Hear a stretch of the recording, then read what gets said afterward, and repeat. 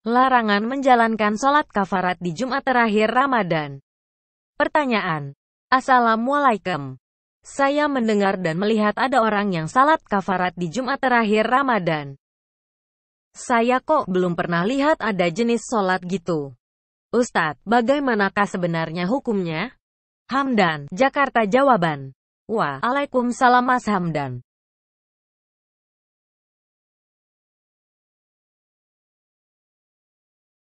Membicarakan salat kafarat pastinya tak lepas dari sabda Nabi Muhammad yang berbunyi sebagai berikut.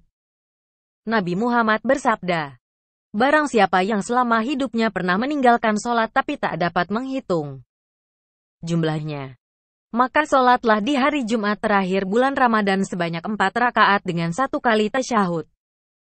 Dan setiap rakaat membaca 1 kali surat Al-Fatihah, kemudian surat Al-Qadar 15 kali dan surat Al-Kausar 15 kali. Selain itu terdapat redaksi lain dari perkataan Khalifah Abu Bakar As-Siddiq yang berbunyi sebagai berikut. Khalifah Abu Bakar As-Siddiq berkata, saya telah mendengar Rasulullah SAW. Beliau bersabda sholat tersebut sebagai kafarat pengganti salat 400 tahun. Dan menurut Sayyidina Ali ibn Abi Thalib sholat tersebut sebagai kafarat 1000 tahun.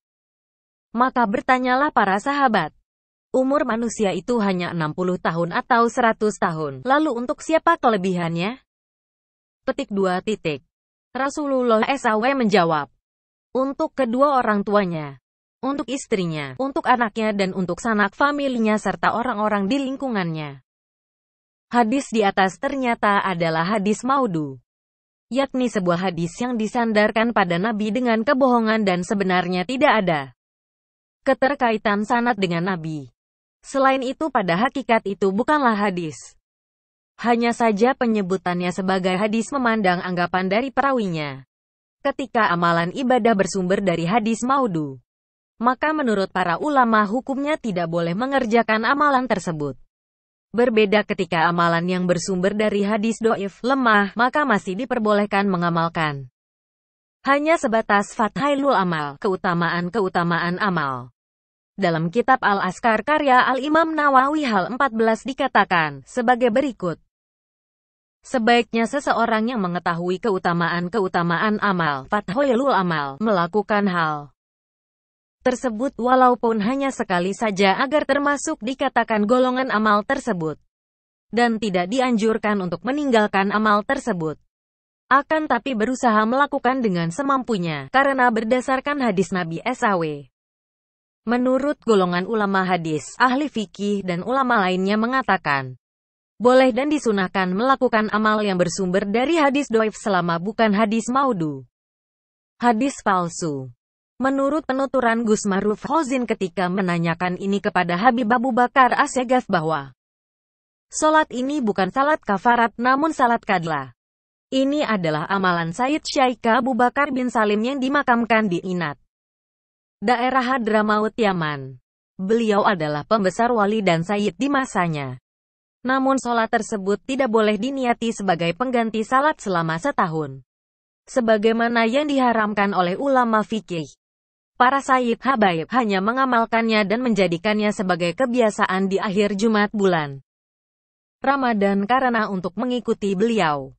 Mereka menyesuaikan niat mereka dengan niat Sayyid Abu Bakar bin Salim yang bergelar Fahr Al-Wujud, pengarang kitab Sulamut Taufik. Habib Husain bin Tahir ditanya oleh penduduk Hadramaut tentang hal ini, beliau menjawab, kita taslim, menerima, terhadap amalan wali Allah. Dan kita niatkan seperti niat Sayyid Abu Bakar bin Salim. Tapi para habaib melarang mengajak orang-orang melakukan salat ini di masjid, misalnya. Beliau mengamalkannya bersama keluarga di kediaman masing-masing. Khawatir ada kejanggalan dari sebagian orang. Seumpama seperti itu adanya, yakni kemudahan mengkoda salat yang ditinggalkan dalam waktu yang lama cukup ditebus kafarat hanya dengan salat sekali dalam setahun. Maka dikhawatirkan akan terjadi kebanyakan orang Islam dengan mudahnya meninggalkan kewajiban salat 5 waktu setiap hari dengan alasan nanti cukup melakukan salat kafarat saja. Syariat sudah mengajarkan bahwa apabila seseorang meninggalkan sholatnya baik itu disengaja ataupun tidak, maka dia berkewajiban mengganti qada dengan sholat di lain waktu sejumlah salat yang ditinggalkannya.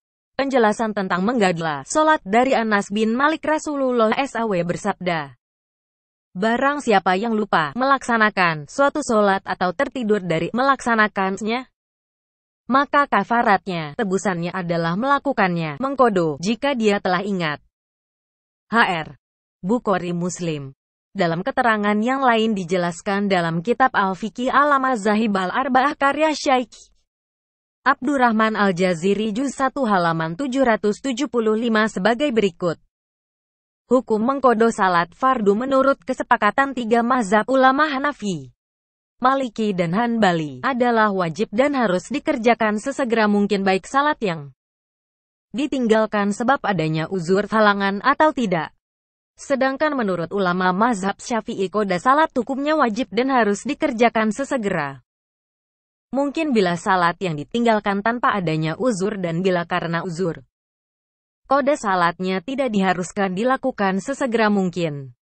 Dalam hal ini dijelaskan dalam kitab Majmu' Syarh Al-Muhadzab fi Fiqhi Asy-Syafi'i karya Al-Imam Nawawi sebagai berikut. Orang yang wajib atasnya salat namun melewatkannya, maka wajib atasnya untuk mengkodonya, baik terlewat karena uzur atau tanpa uzur.